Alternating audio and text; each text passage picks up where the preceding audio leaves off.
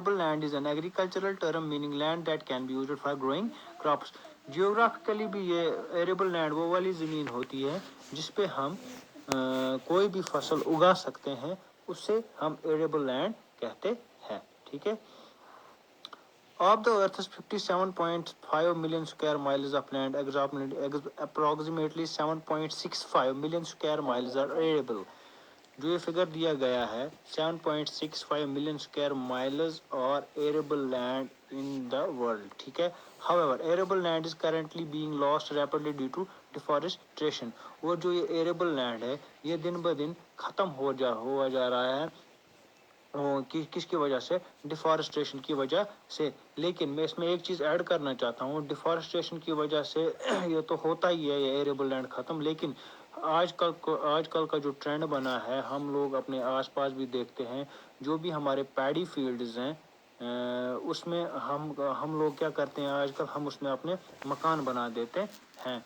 जो भी ये एग्रीकल्चरल लैंड हमारा है, ख़ास तौर पे ये पैडी फील्ड्स, ये अब हमने इनको अब रेजिडेंशियल प्लॉट्स बना दिया है, इसमें हम मकान बनाते हैं, लेकिन इसकी तरफ कोई भी तवज्जो नहीं दे रहा है.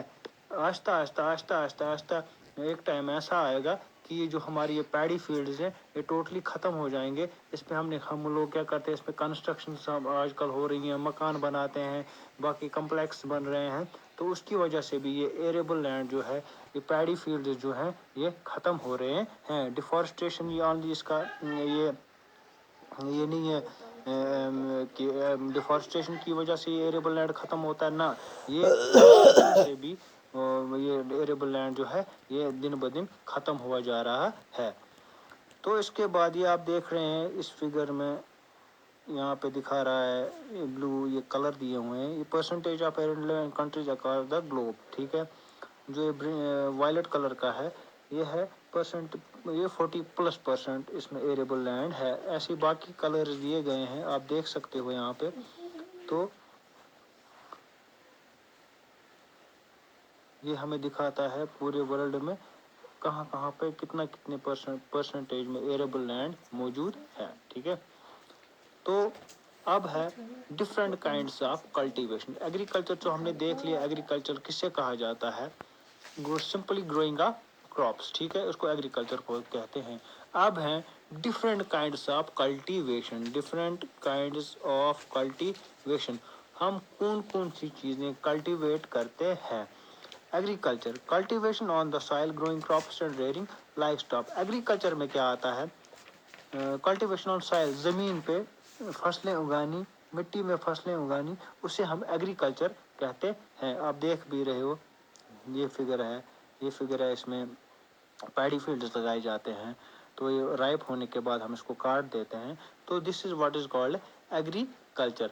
अब इसके बाद है दूसरा हमारा horticulture, growing vegetables, flowers and fruits for commercial use.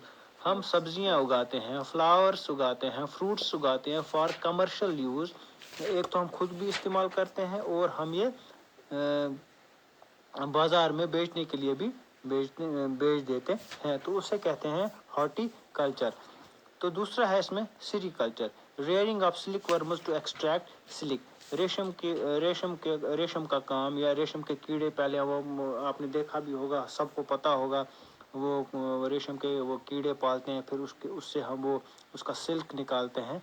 तो ये भी आता है किसमें, डिफरेंट काइंड्स ऑफ कल्टीवेशन में.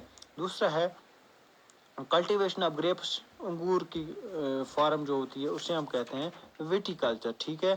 तो तीसरा है pisciculture, breeding and rearing of fish, मछलियों का फार्म जिसमें हम मछलियों को ब्रीड करते हैं, तो उसे हम कहते हैं पिसीकल्चर.